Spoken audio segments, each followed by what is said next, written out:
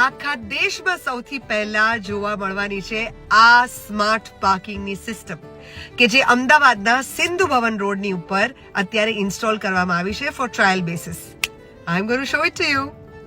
આ છે અમદાવાદનું સિંધુ ભવન અને આ છે એ સ્માર્ટ પાર્કિંગ કે જેને લગાડવામાં આવ્યું છે for trial basis.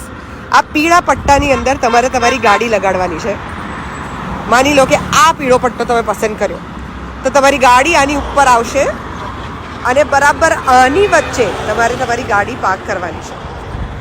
This is what it is.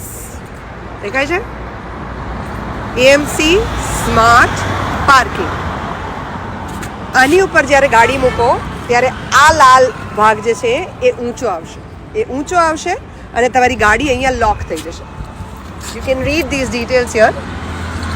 તમારે મોબાઈલ કેમેરાનો ઉપયોગ કરીને આને સ્કેન કરવાનું છે. આ સ્કેન કરશો તો જ તમે તમારું પાર્કિંગ ખોલી શકશો.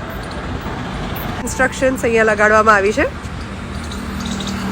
અત્યારે આ પાર્કિંગ વિના મૂલ્યે ઉપલબ્ધ છે. આનો હેલ્પલાઇન નંબર પણ અહીંયા મૂકવામાં આવ્યો છે.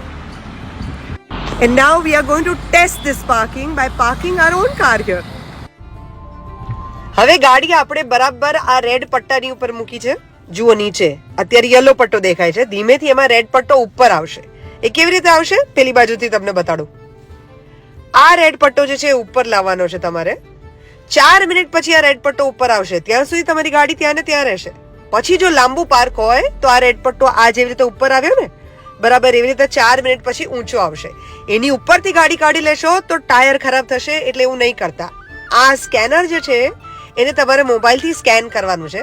તમે મોબાઈલથી સ્કેન કરશો એટલે તમને એક લિંક ઓપન કરી આપશે. આ લિંક પર તમે કેટલા વાગે પાર્કિંગ કર્યું એની બધી ડિટેલ્સ હશે. આટલા વાગે તમે મૂક્યું અને આટલા વાગે હવે તમે કાર અનલોક કરી રહ્યા છો એ બંને ડિટેલ્સ એની અંદર આવશે. તમે અનલોક કાર પ્રેસ કરશો એટલે ઓટોમેટિકલી આ રેડ પટ્ટો જે ઉપર આવેલો એ ધીરે રહીને નીચે જતો રહેશે. યા લેટ્સ સી લાઈક ધેટ. ઇન્ડિયાનું સૌથી પહેલું સ્માર્ટ પાર્કિંગ છે આ પ્રોજેક્ટ જે છે એ સિંધુ ભવન પર આ ગાર્ડન અને સામે એઆરએ બરાબર એની સામે મૂકવામાં આવેલો છે. 5 સેમ્પલ અત્યાર સુધીમાં બનાવવામાં આવ્યા છે અને આ સેમ્પલ 1 મહિના માટે ટ્રાય કરવામાં આવશે અને સફળ થાય તો પછી આખા ભારતને ભેટ. તમે જાતે પણ આવીને ટેસ્ટ કરી શકો છો. હાય.